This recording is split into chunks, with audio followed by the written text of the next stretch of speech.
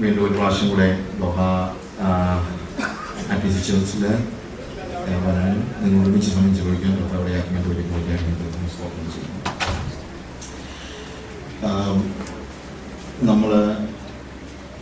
നമ്മളുടെ ജീവിതം ദൈവത്തിന് ഒരു നമ്മളുടെ ജീവിതം ദൈവത്തിന് വേണ്ടിയുള്ളതാണെന്നുള്ള ഒരു ചിന്ത നമുക്ക് വളരെ അത്യാവശ്യമാണ്.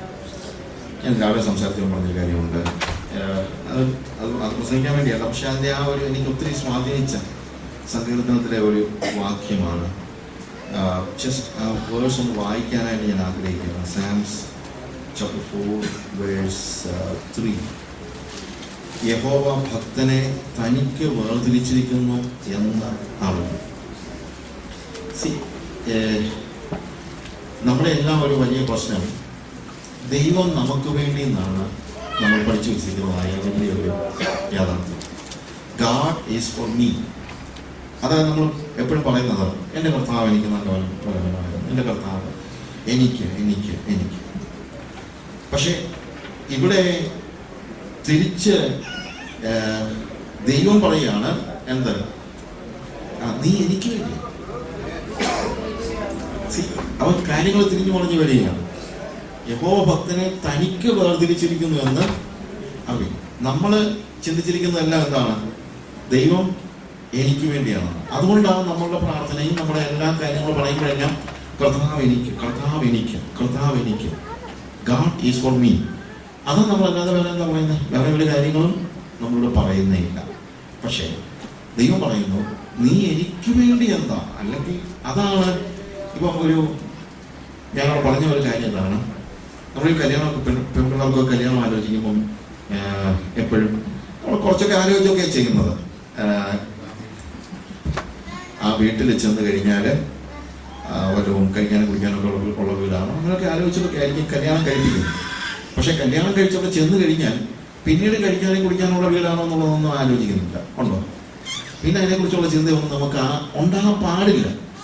കാരണം റിലേഷൻ ഉണ്ടായി കഴിഞ്ഞാൽ പിന്നീട് ഒരു പെണ്ണും ഒരു യുവതിയും ചിന്തിക്കാൻ പാടില്ല എനിക്കെല്ലാം കിട്ടാൻ പോകുന്നത്. പിന്നെ ആ പെൺകുട്ടിയുടെ ചിന്ത മുഴുവൻ എനിക്കിവിടെ എന്ത് ചെയ്യാൻ കഴിയുമെന്ന് ആലോചിക്കുന്നു.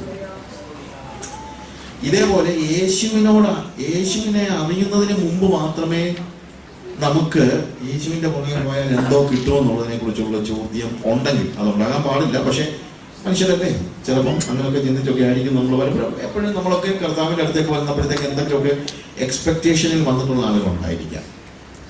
പക്ഷേ once you are in, you are entering into a relationship, then you will never ask the question, what God will give me, what is for me. അങ്ങനെ ചോദ്യം ഉണ്ടായിക്കഴിഞ്ഞാൽ പിന്നെ അത് റിലേഷനാണ്, അതൊരു ബിസിനസ്സാണ്. It's A business. അതുകൊണ്ട് ഇന്ന് ക്രിസ്തീയ ജീവിതത്തിലെ പ്രത്യേകിച്ച് പെന്തിക്കോസുകാരുടെ ഇടയ്ക്കുള്ള പെന്തിക്കോസുകാരായ ആളുകളുടെ നല്ലൊരു ശതമാനവും ദൈവികമായ ജീവിതം എന്ന് പറയുന്നത്, ആത്മീയ ജീവിതം എന്ന് പറയുന്നത് ബിസിനസ്സാണ്. കാര്യം ബിസിനസ്സിലാണ് എപ്പോഴും ആൾക്കാർ ചോദിക്കുന്നത്, വാട്ട് ഷാൽ ഐ ഗെറ്റ്. അല്ലേ? ഒരു പാർട്ണർഷിപ്പ് ഉണ്ടാക്കുകയാണെങ്കിലും രണ്ട് പാർട്ണറും ചോദിക്കുന്ന ചോദ്യമുണ്ട്, what I'm going to get. അല്ലേ? ഇതുപോലെ what I'm going to get, എനിക്കെന്താ കിട്ടാൻ പോകുന്നത് ചോദിക്കുന്ന ചോദ്യം ഉണ്ടാകുന്നിടത്തോളം കാലം അത് റിലേഷൻഷിപ്പ് അല്ല, അതെന്താണ്? ബിസിനസ്സാണ്. അങ്ങനെ ഒരു ബിസിനസ്സുകാരനായിട്ട് യേശുവിനെ കാണുന്നത് വെസ്റ്റേൺ മൈൻഡിൽ അവർക്ക് വലിയൊരു വിഷയമൊന്നും ആയിരിക്കത്തില്ല. പക്ഷേ അതൊരു ബിബ്ലിക്കൽ പ്രിൻസിപ്പിൾ അല്ല. വേദോസ പ്രകാരം it's all relationship. And God has created man for himself. God created all the universe, all the things of this world. He created it for man, but God created man for him. ദൈവം ലോകത്തിലുള്ള സകല കാര്യങ്ങളും സൃഷ്ടിച്ചത് ആർക്ക് വേണ്ടിയാണ്? മനുഷ്യന് വേണ്ടിയാണ്. പക്ഷേ മനുഷ്യനെ സൃഷ്ടിച്ചത് ആർക്ക് വേണ്ടിയാണ്? ദൈവത്തിന്. ഈ കാര്യം നമ്മൾ മറന്നു പോകുന്നത്. ഇതാണ് നമ്മൾ പ്രധാനമായും ഓർക്കേണ്ടതായ ഒരു കാര്യം. യഹസ്കേൽ പ്രവചനത്തിലേക്ക് നമുക്ക് വരാം. ഞാനിത് ആദ്യം പറയാൻ കാര്യം വെച്ച് കഴിഞ്ഞാൽ, നമ്മുടെ റിലേഷൻ ഇറ്റ്സ് വളരെ ഫ്രജൈൽ ആയിട്ടുള്ള റിലേഷനെ ഇന്ന് പലപ്പോഴും റിലേഷൻ ഇല്ല. ഓൾമോസ്റ്റ് യേശുവുമായിട്ടുള്ള കാര്യങ്ങളിൽ നിന്ന് റിലേഷൻ ഇല്ല. നമ്മൾ വളരെ we are seeing Jesus as somebody, നമ്മളെ ഒരു ഈ ബിസിനസ് റിലേഷൻ അത് കളഞ്ഞിട്ട് അതിന് പകരമായിട്ട് ഞാൻ യേശുവിന് വേണ്ടി എന്നെങ്കിലും ഞാൻ ഈശ്വരനെ പറയുമ്പോഴത്തേക്ക് എനിക്ക് എന്തെങ്കിലും ഞാൻ എന്തെങ്കിലും ചെയ്തില്ലെങ്കിൽ അവനൊന്നുമില്ല, അവനൊന്നും പ്രയാസമൊന്നുമില്ല. ഇപ്പൊ യേശുവിന് എന്തെങ്കിലും ആവശ്യമുണ്ടായിട്ടൊന്നുമല്ല, യേശുവിന് എന്തെങ്കിലും ആവശ്യമുണ്ടായിട്ടല്ല, പക്ഷെ എൻ്റെ റിലേഷൻ്റെ പ്രത്യേകതയും അല്ലേ ആ റിലേഷൻ. എനിക്കിപ്പം ഞാൻ ചിലപ്പോൾ പറയാറുണ്ട്, എൻ്റെ മക്കൾ എനിക്ക് ടെലിഫോൺ ചെയ്യുമ്പോഴത്തേക്ക് അവരൊത്തിരി എനിക്കറിയാം. അപ്പം എന്നോട് ഇപ്പം പിള്ളേർ വിളിക്കുമ്പോൾ അപ്പം ഞാൻ നീതു ഇല്ലേ, ഏത് നീതു എനിക്കറിയത്തില്ല, പക്ഷെ അവക്ക് അല്ലെങ്കിൽ പിള്ളേർ പറയുമ്പോഴത്തേക്ക്, അല്ലെങ്കിൽ ഞാൻ ഇന്നാളെ പറഞ്ഞില്ലേ സൗമ്യയുടെ കാര്യം, ഇതെല്ലാം നമ്മൾ ഓർത്തിരിക്കണമെന്നാണ് അവൾ ചിന്തിക്കുന്നത്. കഴിഞ്ഞു വെച്ച് കഴിഞ്ഞാൽ അവളുടെ ലോകം മുഴുവൻ അവരെന്ത് ചെയ്യുകയാണ്, എൻ്റെ മുമ്പിൽ വിളമ്പി വെക്കുകയാണ്. പക്ഷെ എൻ്റെ ലോകം അവളുടെ മുമ്പിൽ വിളമ്പി വെച്ചാൽ അവൾക്കല്ലോ അറിയാമോ. ഇപ്പം നമ്മളിപ്പോൾ അമേരിക്കൻ പ്രസിഡന്റ് ബാരക് ഒബാമയുടെ കൊച്ചാണെങ്കിൽ ഇങ്ങനെയാണെങ്കിൽ ചിലവ് പറയുന്നത്, അതിൻ്റെ കാര്യങ്ങളെല്ലാം അതെന്ത് ചെയ്യും, അപ്പനോട് പോയി പറയും. പക്ഷെ ബാരക് ഒബാമ പറയാമെന്ന് വെച്ചു, ഞാൻ ഇന്നലെ ഇറ്റലിയിൽ ചെന്ന സമയത്ത് ഇൻഫാക്ട് അവരുടെ എക്കണോമിക് പ്രിൻസിപ്പിൾസ് അപ്പോൾ ഇപ്പോൾ ഫോളോ ചെയ്യുന്നതെന്ന് പറഞ്ഞുകൊണ്ട് പറയാൻ തുടങ്ങി കഴിഞ്ഞാൽ കൊച്ചിന് പോലും മനസ്സിലാകും. ഇറ്റലിയുടെ എക്കണോമിക് പ്രിൻസിപ്പിൾസും എല്ലാം കൊച്ചിന് പറഞ്ഞാൽ കഴിയാം. അത് എന്ന് പറഞ്ഞ പോലെ ദൈവത്തിൻ്റെ വലിയ വലിയ കാര്യങ്ങളൊന്നും പറഞ്ഞാൽ എനിക്ക് ഒരു പിടിക്കുന്നില്ല. പക്ഷേ ഈ സകല ചരാചരങ്ങളെയും സൃഷ്ടിച്ചവനായ ദൈവം എൻ്റെ ചില്ലറ കാര്യങ്ങൾ കേൾക്കാനായിട്ട് മനസ്സ് വെക്കുന്നുള്ളതാണ് എനിക്കുള്ള. He is just, I sometimes wonder, he is dealing with me as if he has only me in the world. ലോകത്തിൽ അവന് ഞാൻ മാത്രമേ ഉള്ളെന്നുള്ള നിലയില്ല ഇവൻ്റെ എന്നിട്ട് എന്ന് ചോദിക്കുന്ന ആ ചോദ്യം കേട്ട് കഴിഞ്ഞാൽ കർത്താവിനോട് സംസാരിക്കുമ്പോഴത്തേക്ക് ഞാൻ പറയുന്ന എല്ലാ പൊട്ടത്തരങ്ങളും കേട്ടിട്ട് എന്നിട്ട് എന്ന് പറയുന്നത് കേൾക്കുമ്പോൾ അവൻ ആകെപ്പാടെ ലോകത്തിൽ ഞാൻ മാത്രമേ ഉള്ളെന്നുള്ള നിലയിലാണ് അവൻ്റെ ഇടപാട്. പക്ഷെ എനിക്കറിയാം എന്താ, അവൻ സകല യൂണിവേഴ്സിറ്റിയും ഉടമസ്ഥനാണ്. റിലേഷൻ ആ വാസ്തവത്തിന് ആവശ്യമായിരിക്കും.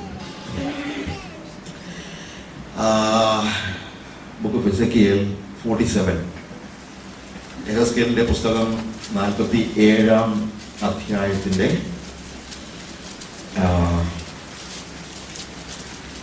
അതിന്റെ വേഴ്സ് 9 onwards, 9-ാമത്തെ വാക്യം.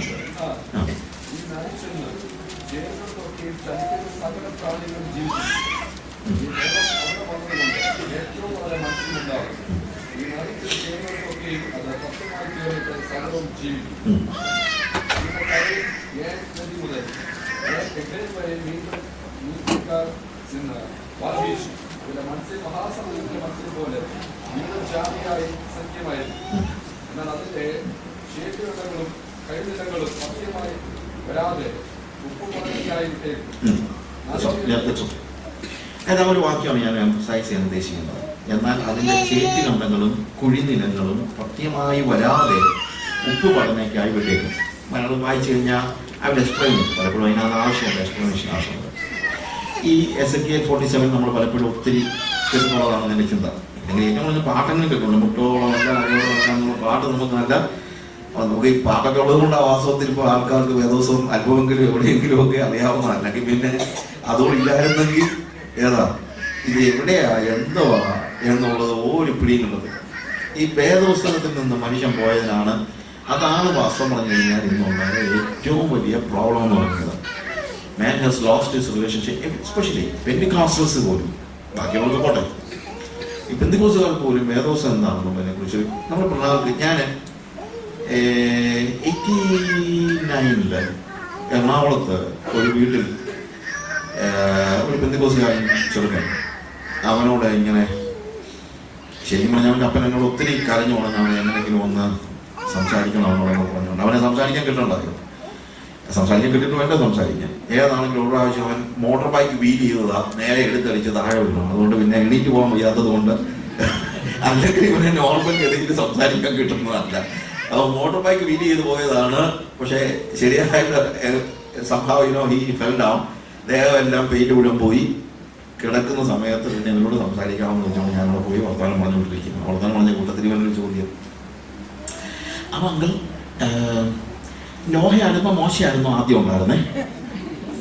ഞാൻ വരണ്ടു ഇവിടെ പെന്തിക്കോസിൽ ജനിച്ചു വളർന്ന ഒരു ചെറുക്കൻ ചോദിച്ച ചോദ്യമാണ്, നോഹയായിരുന്നോ മോശയായിരുന്നോ ആദ്യം ഉണ്ടായിരുന്നത്. അപ്പോൾ അത്രയാണ് അവൻ്റെ വേദോസ പരിജ്ഞാനം എന്നുള്ളത്. ഭയങ്കര ഷോക്കായിപ്പോയി. ആ ഷോക്ക് മാറിയത് കുറച്ച് നാൾ മുമ്പ് ഞാൻ വേറൊരാളോട് സംസാരിച്ചു. അവൻ പയ്യനെന്ന് പറയേണ്ട കാര്യമില്ല, എൻ്റെ പിള്ളേരുണ്ട്, പക്ഷേ കുടുംബ പ്രാർത്ഥനയൊക്കെ ഉള്ളൊരു വീട്ടിൽ വളർന്നതാണ് എനിക്കറിയാം. നമ്മൾ കോട്ടയം ഭാഷ പറഞ്ഞാൽ വായിച്ചു പ്രാർത്ഥനയുള്ള വീട്ടിൽ ജനിച്ചു വളർന്ന് ചെറിയ പ്രായം മുതൽ എല്ലാ ദിവസവും വൈകുന്നേരം വേദോസം വായിച്ച് പ്രാർത്ഥിക്കുന്ന ഒരു വീട്ടിൽ ഒഴിവ്. എന്നിട്ട് അവനോട് ഞാനിങ്ങനെ സംസാരിച്ച കൂട്ടത്തിൽ ഇവനൊരു ചോദ്യം, അപ്പം അച്ഛാ മകൻ്റെ കൂടെ അല്ലയോ യേശുവിൻ്റെ അമ്മ? ഞാൻ ചിന്തിച്ച് രണ്ടുപേരും ഒരാളാണ്. അപ്പോഴേ എൻ്റെ പഴയ ഷോക്ക് മാറി കിട്ടിയതാണ്. കാര്യം മറ്റേ ചെറുക്കൻ അത്രേ ചോദിച്ചുള്ളൂ. ഞാൻ ചിന്തിച്ച് ഇവൻ എന്തോ വായിച്ചത്, എന്തോ കേട്ടത്, എന്തോ ഈ വീട്ടിലെ കുടുംബ പ്രാർത്ഥന എന്നൊക്കെ പറഞ്ഞു എന്ത് നടന്നത്. ഞാൻ പറയുന്ന ഒരു സ്റ്റോറിയും വെറും ഉണ്ടാക്കുന്ന കഥയൊന്നും അല്ല കേട്ടോ. ഇതെല്ലാം എന്താ ഞാൻ എൻ്റെ അനുഭവത്തിൽ ഉണ്ടായിട്ടുള്ള കാര്യങ്ങളാണ്. Literally that man as literally അവൻ പോയി ഒരു പക്ഷേ അപ്പൻ ഞാൻ പാട്ട് പാടുന്ന കൂട്ടത്തിൽ ഏതെങ്കിലും പാട്ട് പാടിയെന്നിരിക്കും, സോ വേദോസം വായിച്ചെന്നിരിക്കും.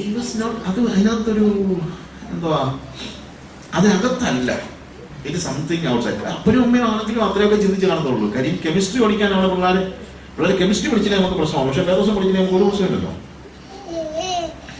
കെമിസ്ട്രി പഠിച്ചില്ലെങ്കിൽ പ്രശ്നം ഉണ്ടാക്കും അല്ലേ, പക്ഷെ വേദോസം പഠിച്ചില്ലെങ്കിൽ ഒരു പ്രോബ്ലം ഇല്ല.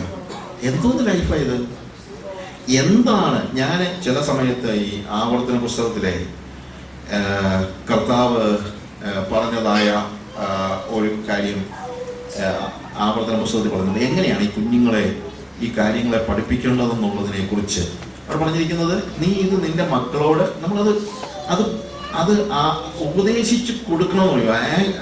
ആവർത്തന പുസ്തകം അതിൻ്റെ 6-ാമത്തെ അധ്യായത്തിൽ വേഴ്സ് 4 വായിക്കുന്നു. ഇസ്രായേലെ കേൾക്കാം, യഹോവ നമ്മുടെ ദൈവമാകുന്നു, യഹോവ ഏകൻ തന്നെ. നിന്റെ ദൈവമായ യഹോവയെ നീ പൂർണ്ണ ഹൃദയത്തോടും പൂർണ്ണ മനസ്സോടും പൂർണ്ണ ശക്തിയോടും കൂടെ സ്നേഹിക്കണം. ഇന്ന് ഞാൻ നിന്നോട് കൽപ്പിക്കുന്ന ഈ വചനങ്ങൾ നിന്റെ ഹൃദയത്തിൽ ഇരിക്കണം. നീ അവയെ നിന്റെ മക്കൾക്ക് ഉപദേശിച്ചു കൊടുക്കുകയും നീ വീട്ടിലിരിക്കുമ്പോഴും വഴി നടക്കുമ്പോഴും കിടക്കുമ്പോഴും എഴുന്നേൽക്കുമ്പോഴും അവയെക്കുറിച്ച് സംസാരിക്കുകയും വേണം. അവയെ അടയാളമായി നിന്റെ കൈമേൽ കെട്ടണം. അവ നിന്റെ കണ്ണുകൾക്ക് മധ്യേ പട്ടമായി ഇരിക്കണം. അവയെ നിന്റെ വീടിന്റെ കട്ടളകളിന്മേലും പടിവാതിലുകളിന്മേലും എഴുതണം. നിന്റെ ദൈവമായ യഹോവ നിനക്ക്. ഓക്കെ, സി ഇവിടെ നിയമം കൊടുത്തിട്ട് ഈ ഇസ്രായേൽ മക്കൾ എല്ലാ ദിവസവും പറയുന്ന അവരുടെ ക്ഷേമ എന്ന് പറയും.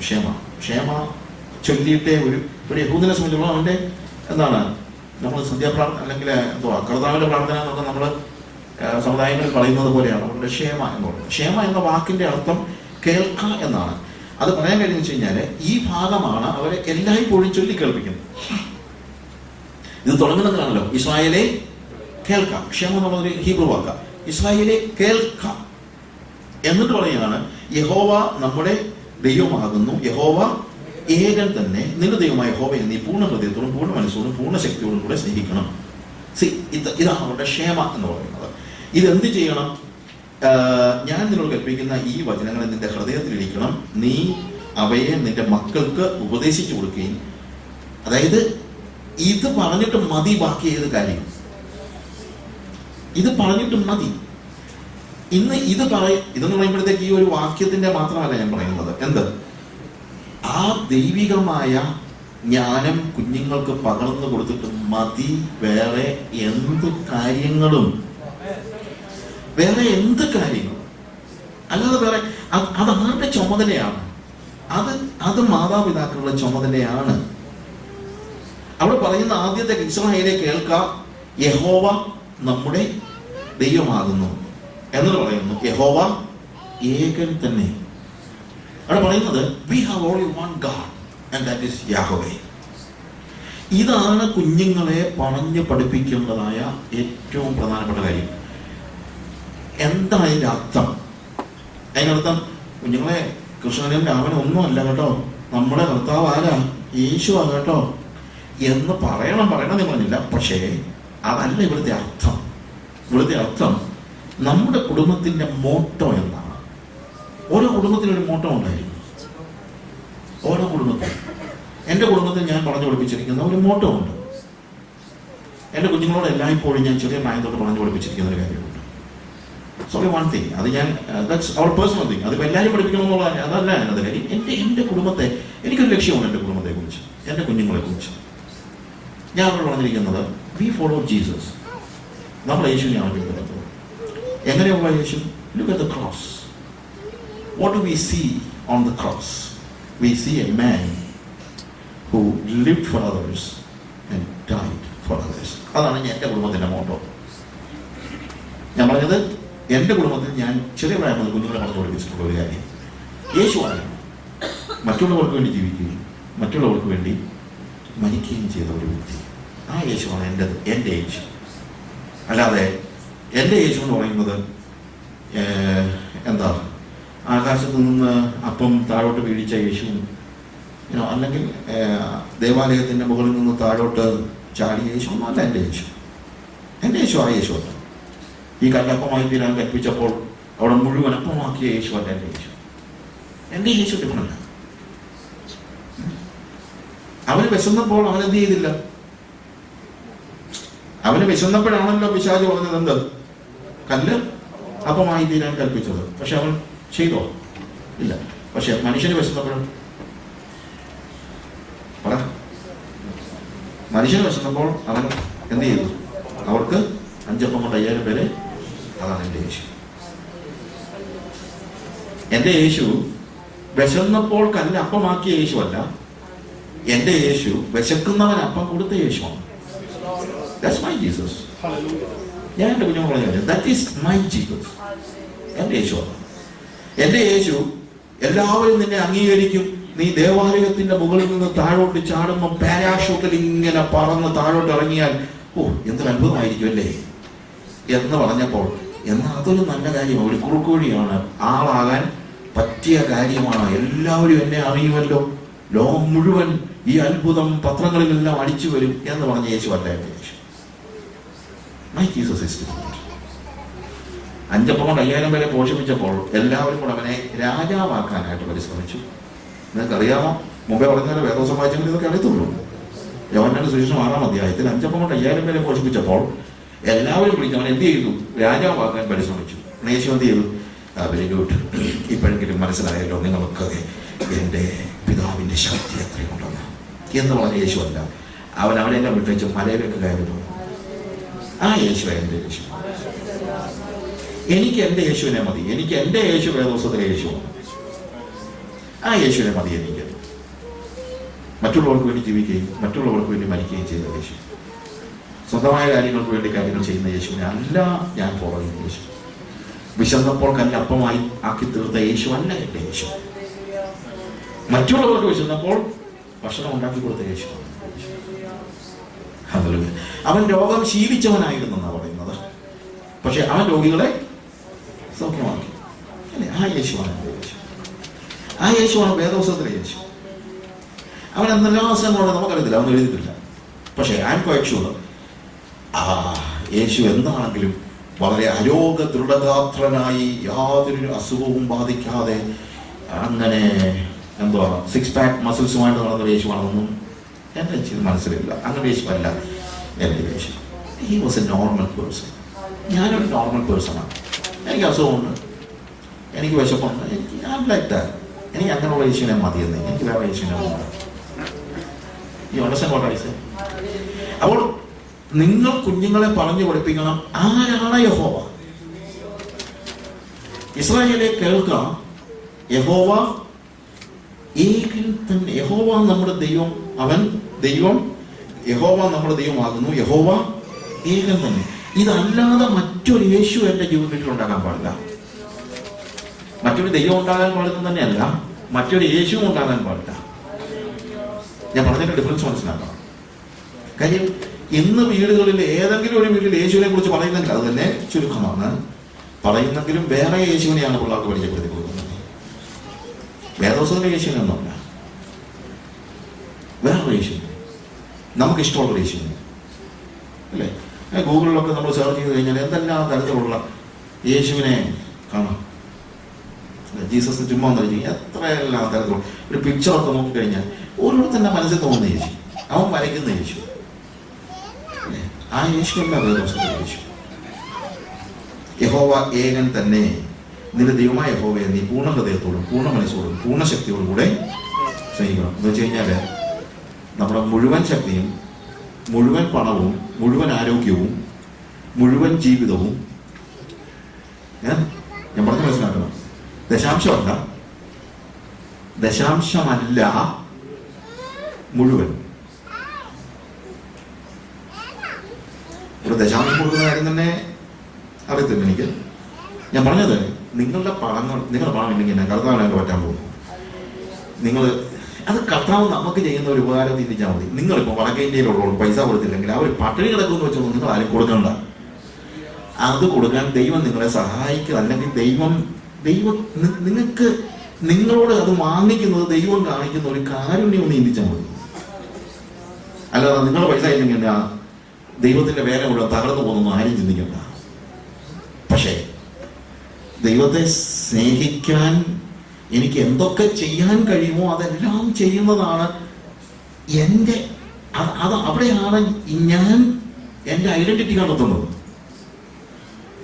അവനെ സേവിക്കുകയാണെങ്കിൽ എന്ത് വേണം? പൂർണ്ണ ഹൃദയത്തോടെ.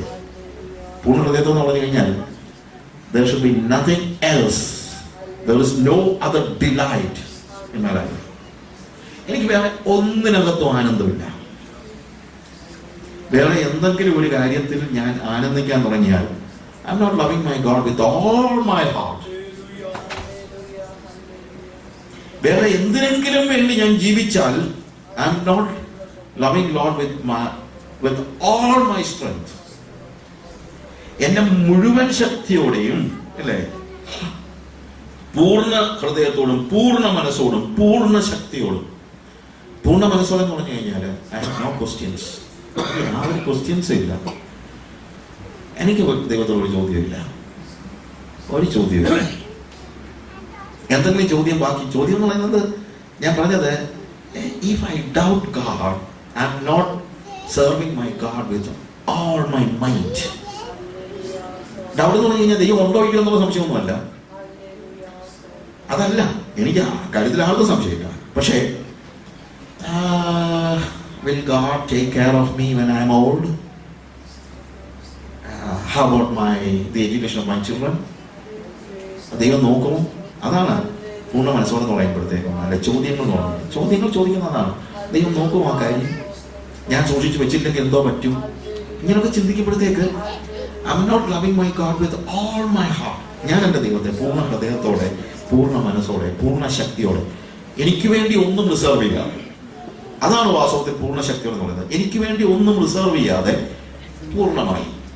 എൻ്റെ ആരോഗ്യം എനിക്ക് വേണ്ടി റിസർവ് ചെയ്യാതെ പൂർണ്ണമായി. എൻ്റെ മനസ്സ് എനിക്ക് വേണ്ടി റിസർവ് ചെയ്യാതെ വേറെ ഒന്നും പൂർണ്ണമായി. എൻ്റെ ഹൃദയം വേറെ ഒന്നിലും ഡിലൈറ്റ് ആകാതെ. എനിക്ക് ലോകത്തിൽ വേറെ ഒന്നിനകത്തും ഡിലൈറ്റ് ചെയ്യാൻ പറ്റുന്നില്ല. എന്നല്ല, എനിക്കതിനകത്ത് സങ്കടവുമില്ല. ഞാൻ ശരിക്കും എൻജോയ് ചെയ്യുന്ന ആളാണ് യേശുവിനെ. എൻ്റെ ഒരു സുഹൃത്ത് ഒരു കമ്പനിയുടെ മാനേജർ പൊസിഷനിലാണ്. അപ്പം അവരുടെ മാനേജേഴ്സ് മീറ്റ് മിക്കപ്പോഴും വരുമ്പോഴെല്ലാം ഇവൻ ഒരു സീറോ ക്ലോക്കുമായിട്ടൊക്കെ ഇരിക്കുന്നു. മറ്റുള്ളവരെല്ലാം കള്ളു കുടിക്കുന്നു. അത് തന്നെയല്ല നല്ല പൊസിഷനിൽ ജീവിക്കുന്ന ആളാണ്. അപ്പോഴത്തേക്ക് എന്താണ് dance, holding hands with girls and dancing and making merry and a lot of things. He is മാറിയിരുന്ന് എന്താണ് അപ്പോഴത്തേക്ക് അവരുടെ ഒരു കൂട്ടുകാരൻ ചോദിച്ചു, why don't you join us? എന്താ നീ ഇങ്ങനെ ഊമൻ തിരിഞ്ഞിരിക്കുന്നില്ല? പറഞ്ഞു, ഞാൻ ഊമൻ തിരിഞ്ഞിരിക്കുന്നൊന്നുമല്ല. പിന്നെ നീ why don't you just drink? Why just ഒരു കോക്കം കുടിച്ചോണ്ടിരിക്കുന്നത്? ഇല്ല, I'm happy with that. നീ കുടിക്കത്തില്ലേ? ഇല്ല. Why? Because I'm a Christian. അതിനെന്താ കുടിക്കുന്നതിനെന്താ? നീ പാർട്ടി സൈക്കിന് പോലും കുടിക്കത്തില്ലേ? പറഞ്ഞില്ല. You watch movies? നോ. നീ ഇത് ഇങ്ങനെ പോകുന്ന സമയത്തൊന്നും ഡാൻസ് ചെയ്യൊന്നുമില്ല? ഇല്ല. വൈ? പിന്നെന്ത് നിനക്ക് രസമുള്ളേ? പിന്നെ എന്ത് രസമാണ് നിനക്കുള്ളത്? കൂട്ടുകാരൻ ചോദിച്ചോ? പറഞ്ഞ കാര്യം ദുബായിലാണ്. അറ്റ്ലാന്റിസിൽ നിന്ന് ഞാൻ വിശന്ന് പൊരിഞ്ഞിരിക്കുന്ന സമയത്ത് നീ എന്നോട് ഒരു KFC കഴിക്കാൻ പറ്റുമെന്ന് ചോദിച്ചാൽ ഞാൻ ചാടി വീഴും. കാര്യം ആകെ വിശന്ന് നാശമായിരിക്കുക. അപ്പം ഒരു KFC കിട്ടുന്നവർ ഭയങ്കര സന്തോഷം. അതേസമയം അറ്റ്ലാന്റിസിൽ നിന്ന് ഒരു 7 കോഴ്സ് ഡിന്നർ കഴിഞ്ഞിട്ട് ഇറങ്ങി വരുമ്പോൾ KFC കഴിക്കാൻ പറ്റുമെന്ന് ചോദിച്ചാൽ എനിക്ക് ഛർദ്ദിക്കാൻ പറ്റും. ഞാൻ പറഞ്ഞ ഡിഫറൻസ് മനസ്സിലാക്കണം. എന്തുകൊണ്ടാണ് മനുഷ്യൻ ഈ തോന്നിവാസങ്ങൾക്കെല്ലാം പോകുന്നത്? എന്തുകൊണ്ടാണ് മനുഷ്യൻ ഇതിന്റെ പുറകെ പോകുന്നത്? Because they do not delight in Jesus. യേശുവിൽ ആനന്ദിക്കുന്ന ഒരു വ്യക്തിക്ക് ഇതൊന്നും വേണ്ട. അവൻ എന്തോ ഡോണ്ട് തിങ്ക് ദാറ്റ് ഓ പാവം അവൻ വലിയ ആത്മീയനാണെന്ന് അവന്റെ ചിന്ത. അവൻ ഇതിനൊന്നിനും പോകത്തില്ല. അവൻ പോകാത്തൊന്നുമല്ല, അവൻ എൻജോയ് ചെയ്യാണ്. അവനാണ് ശരിക്കും എൻജോയ് ചെയ്യുന്നത്. അവൻ എൻജോയ് ചെയ്യുന്നത് എന്താ കാര്യം? അവൻ തിങ്സിന് നമുക്ക് തരാൻ പറ്റുന്നത് പ്ലഷർ മാത്രമേ ഉള്ളൂ. സാധനങ്ങൾക്ക് ഒരു മനുഷ്യന് കൊടുക്കാൻ പറ്റുന്നത് ജോയ് അല്ല, എന്താണ്? സുഖങ്ങളാണ്. Man seek pleasures. പൗലോസ് മാർഗ്ലിയോറിയോസ് പറഞ്ഞൊരു വാക്യമാണ്. Man seek pleasures while God gives him joy. മനുഷ്യൻ സുഖങ്ങൾ അന്വേഷിക്കുന്നു, ദൈവം എന്ത് ചെയ്യുന്നു? സന്തോഷം കൊടുക്കുന്നു. എന്താ നിങ്ങൾക്ക് വേണ്ടെന്ന് ആലോചിക്കുന്നത്? ഇതാണ് കുഞ്ഞുങ്ങളെ പഠിപ്പിക്കേണ്ടത്. കുഞ്ഞുങ്ങളെ പഠിപ്പിക്കേണ്ട കാര്യം എന്താണ്? If you serve your God, we have only one God. ഒരു ദൈവമേ ഉള്ളൂ നമുക്ക്. ആ ദൈവത്തെ നമ്മുടെ കുടുംബത്തിന്റെ മോട്ടോ എന്താണ്? ആ ദൈവത്തെ ഞാൻ സേവിക്കുന്നത്, it will be with all my heart. I will have no other delight in my life. എൻ്റെ ജീവിതത്തിൽ എനിക്ക് വേറെ ഒന്നിനകത്തും സന്തോഷമില്ല, ഉണ്ടാകാൻ പാടില്ല. എൻ്റെ ജീവിതത്തിൽ വേറെ ഒന്നിനകത്തും വേറെ I am not reserving anything for me. ഇതാണ് എല്ലാ ഇസ്രായേലിനോടും പഠിപ്പിക്കാൻ പറയുന്നത്. ഇതാണ് കുഞ്ഞുങ്ങളെ പഠിപ്പിക്കേണ്ടത്. നിങ്ങൾ കെമിസ്ട്രി പഠിപ്പിച്ചില്ലെങ്കിൽ ഒന്നും പറ്റത്തില്ല. പക്ഷേ ഇത് പഠിപ്പിച്ചില്ലെങ്കിൽ your child is going to lose their eternity. ഒരു സംശയമില്ല. ഞാൻ ചിലപ്പോൾ തമാശയ്ക്ക് പറയാറുണ്ട്, സ്വർഗം തരിച്ചു കിടന്നാലും, സ്വർഗം വെറുതെ തരിച്ചു കിടന്നാലും ഒരു മനുഷ്യനെയും കിട്ടുന്നില്ലെന്ന് വെച്ചു. എല്ലാവരും പാപം ചെയ്ത് അങ്ങ് പോയെന്ന് പറഞ്ഞാലും എന്നാ പിന്നെ കുറച്ചു പേരെ ഒരു കോംപ്രമൈസ് ചെയ്ത് സ്വർഗത്തിൽ കയറ്റിയേക്കാണെന്ന് ദൈവം ചിന്തിക്കത്തില്ല. സ്വർഗം തരിച്ചു കിടന്നാലും ദൈവം കോംപ്രമൈസ് ചെയ്ത് ആരെയും സ്വർഗത്തിൽ എത്തിക്കത്തില്ല. അത് നിങ്ങൾ നോക്കണ്ട. ഇച്ചിരൊക്കെ കുഴപ്പമൊക്കെ കാണിച്ചാലും കുഴപ്പമില്ല എന്ന് ചിന്തിക്കരുത്. അത് നടക്കുന്ന കാര്യമല്ല. അതുകൊണ്ട് ഈ ജനറേഷനില് തള്ളമാരോടും തന്തമാരോടും ഞാൻ പറയട്ടെ, നിങ്ങളുടെ കുഞ്ഞുങ്ങൾ വല്ലവിധനെ അവിടെ ചെല്ലണമെങ്കിൽ ഇത് പഠിപ്പിക്കണം. അല്ലാതെ പിള്ളേർ എഞ്ചിനീയർ ആയതുകൊണ്ടോ ഡോക്ടർ ആയതുകൊണ്ടോ അങ്ങോട്ട് ചെല്ലത്തൊന്നുമില്ല. ഇത് പഠിക്കാതെ ഏത് എഞ്ചിനീയർ ചെന്നാലും ഏതായാലും അവിടെ ഇനി പണിയാനായിട്ട് ആരും എഞ്ചിനീയർ ചെയ്യുന്ന പറഞ്ഞു കൊടുക്കേണ്ട കാര്യമില്ല. രോഗികളെ ചികിത്സിക്കാൻ അങ്ങോട്ട് ഡോക്ടർ ചെല്ലേണ്ട കാര്യമൊന്നുമില്ല. അപ്പൊ അതുകൊണ്ട് എഞ്ചിനീയർ ഡോക്ടറും ആയതുകൊണ്ട് സ്പെഷ്യലായിട്ട് അങ്ങോട്ട് കേട്ടത്തില്ല. കാര്യം അവിടെ രോഗികളെ ചികിത്സിക്കാൻ ഡോക്ടറൊന്നും വേണ്ട ദൈവമില്ല. അവിടെ കുറച്ചുകൂടെ പണിയാനായിട്ട് എഞ്ചിനീയറേയും വേണ്ട. അവിടെ ആകെ പാടെ വേണ്ടത് കർത്താവിന് വേണ്ടി കാത്തിരിക്കുന്ന അവന്റെ മണവാട്ടിയെ മതി. അതാകാൻ നോക്കിയാൽ മതി, അല്ലാതെ വേറെ ഒന്നും ആകാൻ നോക്കണ്ട. അത് നമ്മൾ ശ്രദ്ധിക്കേണ്ട ഏറ്റവും പ്രധാനപ്പെട്ട കാര്യമാണ്. അത് എപ്പോഴൊക്കെ പറയണമെന്നാണ് ഞാൻ ഇന്ന് നിന്നോട് കൽപ്പിക്കുന്ന ഈ വചനങ്ങൾ നിന്റെ ഹൃദയത്തിലിരിക്കണം. It's in your heart. നിന്റെ മക്കൾക്ക് അത് ഉപദേശിച്ചു കൊടുക്കുകയും നീ വീട്ടിലിരിക്കുമ്പോഴും വഴി നടക്കുമ്പോഴും കിടക്കുമ്പോഴും എഴുന്നേൽക്കുമ്പോഴും അവയെക്കുറിച്ച് സംസാരിക്കുകയും വേണം. ഏത് കേട്ട് വായിച്ചിട്ട് വീണ്ടും ഇതല്ലാത്ത ഒരു സമയമൊന്നും നമ്മൾ പറഞ്ഞതാണ്. When you are in your house, when you are out of your house, നിങ്ങൾ വീടിന് അകത്തിരിക്കുമ്പോഴ് വീടിന് പുറത്തിരിക്കുമ്പോഴ് നിങ്ങൾ എഴുന്നേൽക്കുമ്പോഴ് കിടക്കുമ്പോഴ് വഴി നടക്കുമ്പോഴ് പിന്നെ അല്ലാതെ എപ്പോഴാ സമയം? അതായത് നിങ്ങളുടെ വീട്ടിൽ ഇതല്ലാതെ വേറെ ഒരു സംസാരം ഉണ്ടാകാൻ പാടില്ല എന്നാണ് അർത്ഥം. വേറെ ഒരു സംസാരം വേണ്ടെന്ന് എന്റെ വീട്ടിൽ വേറെ സംസാരം വേണ്ട. I'm always talking about Jesus, that's all. മടുത്തു പോകുന്നൊന്നുമില്ല. മടുത്തു പോകുന്ന യേശുവിനെ അറിയാൻ വയ്യാത്തതുകൊണ്ടാണ്. ഇതാണ് നമ്മുടെ കുഞ്ഞുങ്ങൾ പഠിപ്പിക്കേണ്ടതായ കാര്യം. എന്നിട്ട് പറയാണ്, നീ അവർക്ക് സംസാരിക്കണം, അവയെ അടയാളമായി നിന്റെ കൈമേൽ കെട്ടണം. As a sign, you need to tie it on your arms. എന്താണെന്നറിയാമോ? കയ്യെ കെട്ടണം എന്ന് പറയുന്നത് ഈ യഹൂദന്മാർ ഉൾപ്പെടെയുള്ളവർ ഇത് ലിറ്ററലായിട്ട് എടുത്തിട്ടുണ്ട്. അത് വലിയ പ്രശ്നം ഉണ്ടായിട്ടുണ്ട്. ലിറ്ററലായിട്ട്, അതായത് അവരെന്ത് ചെയ്യാറുണ്ട്? അവർ ഈ ക്ഷേമ ഒരു ലെതർ പൗച്ചിൽ എഴുതി, ഒരു ലെതർ പാച്ചിൽ എഴുതിയിട്ട് അവരെന്ത് ചെയ്യുന്നറിയാമോ, അതിങ്ങനെ ബ്രേസ്ലെറ്റ് പോലെ. ഇപ്പൊ നമ്മുടെ പിള്ളേരുണ്ടല്ലോ, ചിലപ്പം എന്തോ ആയി ബ്രേസ്ലെറ്റ് അല്ലെങ്കിൽ ഇതുപോലുള്ള എന്തോ ആയി ബാൻഡും ഒക്കെ, കളർ ബാൻഡ്സും ഒക്കെ ഇട്ട് I M loving Jesus WWJD അങ്ങനെ കയ്യിലോട്ട് ഇട്ട് കഴിഞ്ഞാൽ ഉടനെ നേരെ അങ്ങ് സ്വർഗത്തിലോട്ട് പോകുന്നതാണ് ഇവരുടെ ചിന്ത, അല്ലേ? ജീസസ് സേവ്സ് കയ്യിലോട്ട് കെട്ടിയിട്ട് ഇത് മതി. ഇതൊന്നുമല്ല ദൈവം ഉദ്ദേശിക്കുന്നത്. നിന്റെ കൈമേൽ കെട്ടണമെന്ന് പറഞ്ഞിരിക്കുന്നത് നിന്റെ കൈകളുടെ സകല പ്രവൃത്തികളെയും നിയന്ത്രിക്കുന്നത് ഞാൻ നിന്നോട് കൽപ്പിച്ച ഈ കൽപ്പനകളായിരിക്കണമെന്നാണ്. I have seen Jewish people, ഇത് നിന്റെ നെറ്റിക്ക് മധ്യ പട്ടമായിരിക്കണം എന്ന് പറഞ്ഞതിന് യോമാനെന്നറിയാമോ, ഒരു ചെറിയ ലെതർ പൗച്ചിൽ ഈ സാധനം എഴുതിയിട്ട് ഒരു ചെറിയൊരു ബോക്സ് പോലെ ഉണ്ടാക്കിയിട്ട് ഇങ്ങനെ കെട്ടിക്കൊണ്ട് നടക്കും. എന്താണ് നിന്റെ നെറ്റിക്ക് മധ്യ പട്ടമായിരിക്കണം എന്ന് പറയുന്നത്? നിന്റെ ചിന്തകളെ മുഴുവൻ നിയന്ത്രിക്കുന്നത്. അതാണ് നെറ്റിക്ക് മധ്യ പട്ടമായിരിക്കുന്നത്. നിന്റെ ചിന്തകളെ മുഴുവൻ നിയന്ത്രിക്കുന്നത് എന്തായിരിക്കണം? ഈ വചനങ്ങളായിരിക്കണം.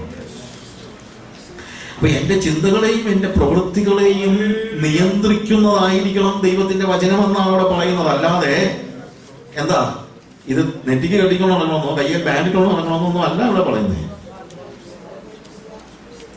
ഫ്രണ്ട്സ്, ഇതാണ് നമ്മുടെ തലമുറയെ രക്ഷിക്കാനുള്ള ഏക മാർഗം എന്ന് പറയുന്നത്. നമ്മുടെ കുഞ്ഞുങ്ങളെ രക്ഷിക്കാനുള്ള ഏക മാർഗം അതിന് മക്കൾക്ക് ഉപദേശിച്ചു കൊടുക്കുകയും നീ വീട്ടിലിരിക്കുമ്പോഴും വഴി നടക്കുമ്പോഴും കിടക്കുമ്പോഴും എഴുന്നേൽക്കുമ്പോഴും അവയെക്കുറിച്ച് സംസാരിക്കുകയും വേണം. അവയെ അടയാളമായി നിന്റെ കൈമേൽ കെട്ടണം. അവ നിന്റെ കണ്ണുകൾക്ക് മധ്യേ പട്ടമായിരിക്കണം. അവയെ നിന്റെ വീട്ടിന്റെ കട്ടിളകളിൽ മേലും പടിവാതിലുകളിൽ മേലും എഴുതണം. നിന്റെ വീടിന്റെ കട്ടളകളിൽ മേൽ എന്ന് പറയുമ്പോൾ it is inside your house. പടിവാതിൽ എന്താണ്? That's a gate outside. അങ്ങോട്ട് പോകുമ്പോൾ, വീട്ടിൽ നിന്ന് പുറത്തിറങ്ങുമ്പോൾ ഇതായിരിക്കണം നിന്റെ കണ്ണിൽ. വീട്ടിലേക്ക് കയറി വരുമ്പോൾ ഇതായിരിക്കണം നിന്റെ കണ്ണിൽ. ഞാൻ പറഞ്ഞ മനസ്സിലാക്കണം. എന്റെ ജീവിതത്തെ 24/7 366 days നിയന്ത്രിക്കുന്നത് ഈ ക്ഷമ. അവൻ മാത്രമാണ് എൻ്റെ ദൈവം. ഓക്കെ, നമ്മളുടെ ഞാൻ പറഞ്ഞത് ഇടയ്ക്ക് കാര്യം പറഞ്ഞതാണ് കേട്ടോ, ഇത് പ്ലാൻഡ് മെസ്സേജ് അല്ല. ഇത്രയും പറഞ്ഞത് എന്തോ ഞാൻ പറഞ്ഞതാണ്. എനിക്ക് തോന്നുന്നു നമ്മുടെ തലമുറകൾ അല്ലെങ്കിൽ no it is God's business. നമ്മളെ കയ്യിലിരിക്കുന്ന കാര്യമല്ല. അത് കയ്യിലിരിക്കുന്ന കാര്യമല്ലെന്ന് അറിയണമെങ്കിൽ അങ്ങനെ ആകണം, എന്നാലേ അങ്ങനെ അറിയത്തുള്ളൂ. ഓക്കെ, ഇവിടെ നമ്മൾ ഞാൻ പറഞ്ഞത് എസെക്കിയേൽ 47 നമ്മൾ പലപ്പോഴും ഒത്തിരി മുട്ടോളമല്ല അലയോളമല്ല എന്നുള്ള കാര്യം പറയാൻ വേണ്ടി നമ്മൾ ചിലപ്പോൾ ആൾക്കാരൊക്കെ പറയാറുണ്ട്. പക്ഷെ ഇവിടുത്തെ വേഴ്സ് 1 വായിക്കുമ്പോൾ അവിടെ എന്നെ ആലയത്തിന്റെ പ്രവേശനത്തിൽ മടക്കിക്കൊണ്ട് വന്നപ്പോൾ ആലയത്തിന്റെ ഉമ്മരപ്പടിയുടെ കീഴെ നിന്ന് വെള്ളം കിഴക്കോട്ട് പുറപ്പെടുന്നത് ഞാൻ കണ്ടു. ആലയത്തിന് മുഖം കിഴക്കോട്ടല്ലോ. വെള്ളം ആലയത്തിന്റെ വലത്ത് ഭാഗത്ത് കീഴെ നിന്ന് യാഗപീഠത്തിന് തെക്ക് വശമായി ഒഴുകുന്നു. When you go home, you just read it.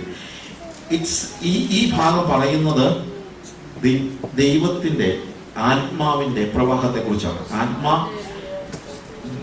Holy spirit എന്നെ എങ്ങനെ നിയന്ത്രിക്കുന്നുള്ളതിന് ഓൾഡ് ടെസ്റ്റമെന്റിലെ ആത്മസ്നാനത്തിന് വേണ്ടി പറയുന്ന ഇത്രയും ക്ലാരിറ്റി ഉള്ള ഒരു പാസേജ് ഞാൻ വേറെ വായിച്ചു.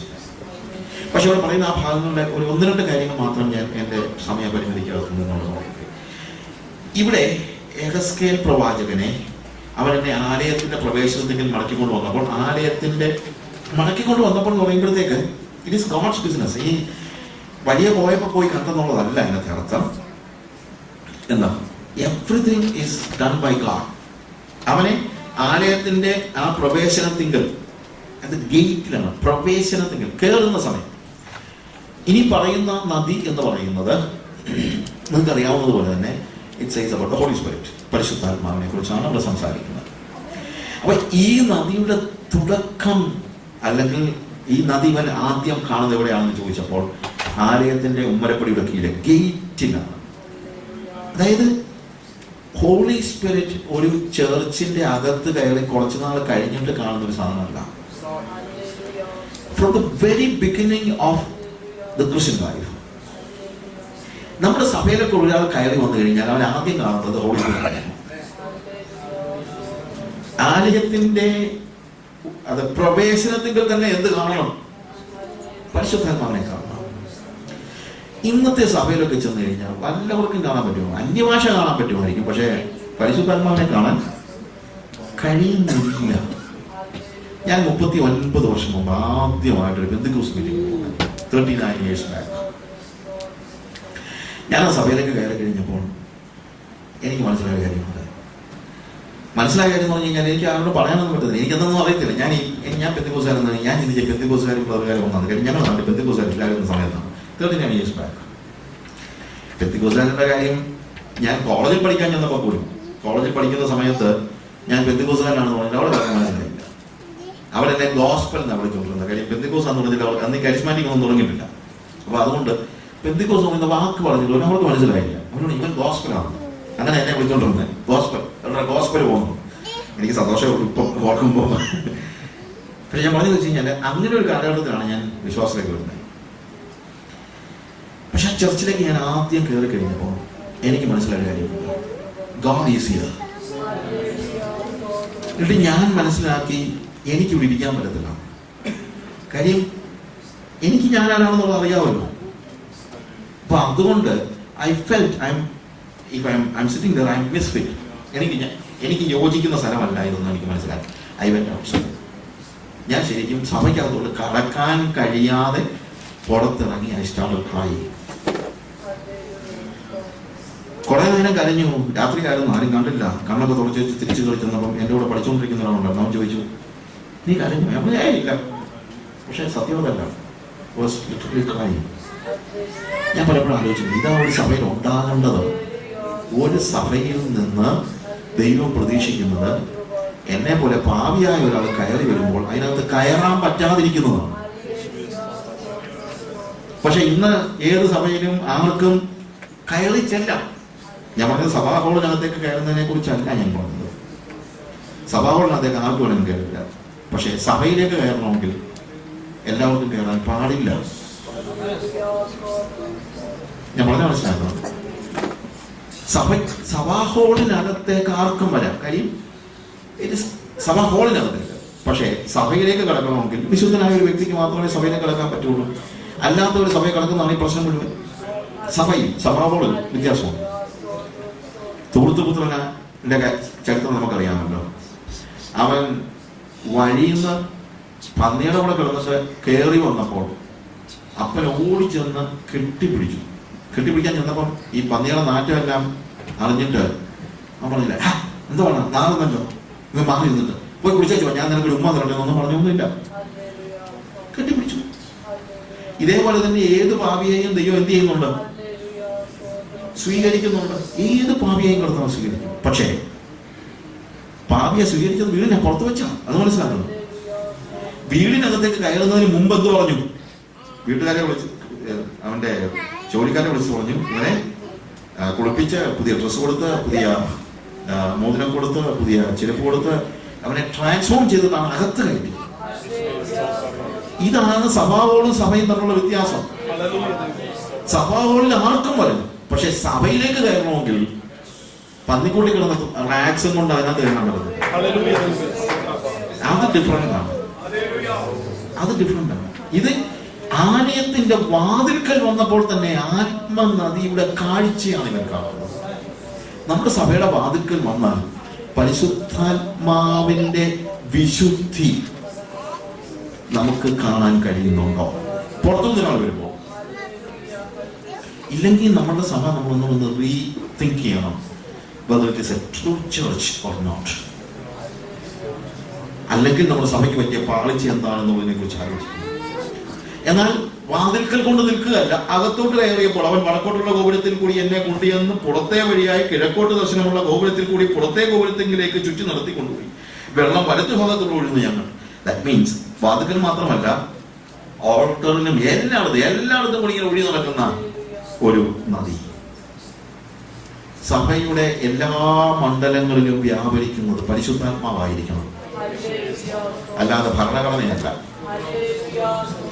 നമ്മുടെ സഭയുടെ എല്ലാ മണ്ഡലങ്ങളിലും വ്യാപരിക്കുന്നത്, എല്ലാ തലങ്ങളിലും എവിടേക്ക് കയറിയാലും, ആലയത്തിന്റെ ഉമ്മരപ്പടി തൊട്ട് അകത്തോട്ട് കയറി ഓൾട്ടറിലൂടെ ചെന്നാൽ അവിടെ എവിടെ നോക്കിക്കഴിഞ്ഞാലും ഹോളി സ്പിരിറ്റ് ഇങ്ങനെ ഒഴുകി നടക്കുന്നതാണ്. ആ ഒരു അങ്ങനെയുള്ള ഒരു ചർച്ചാണ് ചർച്ച എന്ന് പറയുന്നത്. Everywhere, everywhere, everywhere you see the Holy Spirit moving over. എല്ലായിടത്തും ആത്മാവ് വ്യാപരിക്കുന്ന. Don't think that I'm talking about അന്യഭാഷയെ കുറിച്ച് പറയുകയാണെന്നൊന്നും ചിന്തിക്കൊന്നും വേണ്ട. സഭയോട് കയറിയ ഉടനെ തന്നെ അന്യഭാഷ കേട്ടുകൊണ്ട് കയറണമെന്നല്ല ഞാൻ പറഞ്ഞത്. ഞാൻ 38 വർഷമായിട്ട് അന്യഭാഷ സംസാരിച്ചുകൊണ്ടിരിക്കുന്ന ആളാണ്. എല്ലാ ദിവസവും അന്യഭാഷ പറയുന്ന ആളാണ്. അത് ഞാൻ എതിരൊന്നും പറയില്ല. പക്ഷേ അന്യഭാഷ പറയുന്നത് കൊണ്ട് മാത്രം എല്ലായിടത്തും ആത്മാവ് വ്യാപരിക്കുന്നതൊന്നും എനിക്ക് അങ്ങനെ പഠനമൊന്നും തന്നെ. കാര്യം അന്യഭാഷ ഇവിടെ പറഞ്ഞിട്ട് മറുഭാഷ പുറത്ത് പറയുന്ന ആളുകളാണ് നമ്മൾ മിക്കവരും, ഇല്ലേ? വീട്ടിൽ ചെല്ലുമ്പോൾ മറുഭാഷ ഇവിടെ വരുമ്പോൾ അന്യഭാഷ പറയുന്ന, അല്ലെങ്കിൽ ഓഫീസിൽ ചെല്ലുമ്പോൾ വേറെ ഭാഷ പറയുന്ന, അത് ഒരേ ഉറവയിൽ നിന്ന് ഒരിക്കലും എന്തുണ്ടാകത്തില്ല. കൈപ്പുള്ളതും മധുരമുള്ളതും ഒരേ ഉറവയിൽ നിന്ന് ഒരിക്കലും പുറപ്പെടുകയില്ല എന്ന് നിങ്ങൾ മനസ്സിലാക്കുക. അതുകൊണ്ട് ഇവിടെ വലിയ അന്യഭാഷ പറയുന്ന മനുഷ്യനെ കളിപ്പിക്കാന്നുള്ളത് ദൈവത്തെ കളിപ്പിക്കാൻ പറ്റത്തില്ല. ദൈവത്തെ കളിപ്പിക്കാൻ പറ്റത്തില്ല. ഇവിടെ അന്യഭാഷ പറയുന്നതൊന്നും നോക്കിയൊന്നുമല്ല ദൈവം നമ്മുടെ മുകളിൽ കേൾക്കുന്നത്. പുറത്ത് എന്ത് ഭാഷയാണ് പറയുന്നതെന്നുള്ളതാണ് കർത്താവ് ശരിക്കും നോക്കുന്നത്. ഓക്കെ. എന്നിട്ട് അതിനുശേഷം ഈ ആലയത്തിൽ നിന്ന് പുറത്തേക്ക് ഒഴുകുന്നതായ നദി, ആലയത്തിനകത്ത് മുഴുവൻ എന്താണ്? It is the moving of the Holy Spirit. And you know what happens? Even when this man was leading Ezekiel outside of the temple, അപ്പോൾ അവിടെ നോക്കിയപ്പോഴത്തേക്കാണ് ഇത് ദേവാലയത്തിൽ നിന്ന് താഴേക്ക് പരന്നൊഴുകുന്നതാണ്. ഹോളി സ്പിരിറ്റ് സഭയ്ക്കുള്ളിൽ മാത്രമല്ല, സഭയ്ക്കുള്ളിൽ നിന്ന് പുറത്തേക്ക് ഒഴുകണം. വെള്ളിയാഴ്ച ദിവസം ഇവിടെ വരുമ്പോഴത്തേക്ക് നമുക്കെല്ലാം കൂടെ ചാടാനും തുള്ളാനും അന്യഭാഷ പറയാനുമായിട്ടുള്ള ഒരു ഇൻടോക്സിക്കേഷൻ നമ്മൾ പറയുമല്ലോ. എന്തുവാ, വീഞ്ഞു കുടിച്ചാൽ ഉണ്ടാകുന്നത് പോലെയുള്ള, അല്ലെങ്കിൽ ആൽക്കഹോൾ കുടിച്ചാൽ ഉണ്ടാകുന്നത് പോലെയുള്ള ഒരു ലഹരി വസ്തുവല്ല പരിശുദ്ധാത്മാവ്. സഭാഹോളിൽ വെച്ച് മാത്രം കിട്ടുന്ന ഒരു ലഹരിയല്ല എന്ത്? Holy spirit. ഹോളി സ്പിരിറ്റ് ചെറിയ നീരൊഴുക്കായിട്ടാണ് സഭയ്ക്കുള്ളിൽ തോന്നുന്നതെങ്കിൽ സഭയ്ക്ക് പുറത്തോട്ട് ഒഴുകുമ്പോഴത്തേക്ക് ഇത് കൂടിയാ വരുന്നത്, അല്ലാതെ കുറഞ്ഞോളഞ്ഞല്ല വരുന്നത്. ഇവിടെ വെള്ളിയാഴ്ച 11:30 വരെ വലിയ ഒഴുക്ക. ഇവിടുന്ന് കാറെ കയറുമ്പോഴത്തേക്ക് ഒഴുക്ക് നിന്നു, പിന്നെ പോകുമ്പോഴത്തേക്ക് വേറെ ഒഴുക്കാണെങ്കിൽ it is not Holy spirit.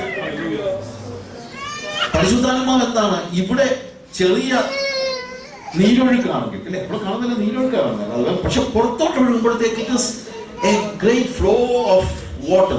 It's not still water. ഒരു തടാകത്തിനെ പോലെയുള്ള സ്റ്റിൽ വാട്ടേഴ്സ് അല്ല. It is running water. It is water with life. പുറത്തോട്ട് ഒഴുകുക. എന്നിട്ട് നമുക്ക് അറിയാവുന്നതുപോലെ, അറിയാവുന്ന കാര്യം പിന്നെ പ്രത്യേകിച്ച് ഒന്നല്ല. മുട്ടോളം ആദ്യം ആംഗിൾ ഡീപ്പ് ആൻഡ് നീ ഡീപ്പ് ആൻഡ് ഹിപ്പ് ഡീപ്പ്. 1000 മുഴം വന്നപ്പോൾ ആംഗിൾ ഡീപ്പ് നരിയാണിയോളമായി, മുട്ടോളമായി, അരയോളമായി. ഇൻക്രീസിങ്. ഇത് ആത്മാപ്രവാഹത്തിൽ നമ്മൾ മനസ്സിലാക്കുന്നത്. ചില ആളുകൾ പറയുന്നത് കേട്ടിട്ടുണ്ട്, രക്ഷിക്കപ്പെട്ട കാലത്തൊക്കെ എന്തോ ഒരു സന്തോഷമായിരുന്നു, അതെ, ഇപ്പൊ സന്തോഷമൊക്കെ അങ്ങ് പോയി. എനിക്കങ്ങനല്ല. എനിക്ക് രക്ഷിക്കപ്പെട്ട കാലത്ത് എന്തോ സന്തോഷമായിരുന്നു ഉണ്ടാകുന്ന ഞാൻ ഇപ്പൊ ആലോചിക്കുന്നത്.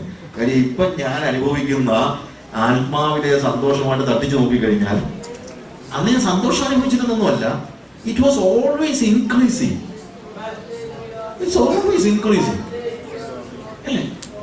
ഞാൻ എൻ്റെ ഭാര്യയെ ഏറ്റവും കൂടുതൽ സ്നേഹിച്ചതെന്നാണെന്ന് അറിയാമോ? നിങ്ങൾ പറഞ്ഞേ.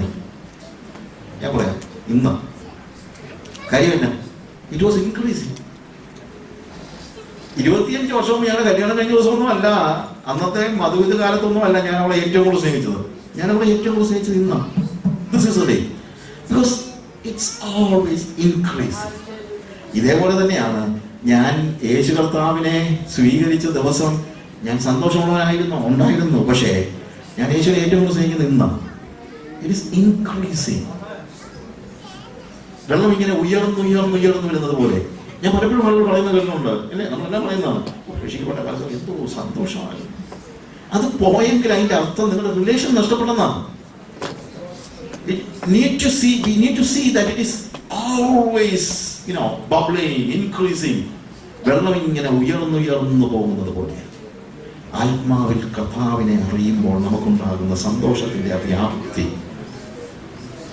And finally, 1000 മുഴം അളന്നു, മുട്ടോളമായി, അരയോളമായി നീന്തിയിട്ടല്ലാതെ കടക്കാൻ കഴിയാത്തതായ ഒരു സ്റ്റേജ്.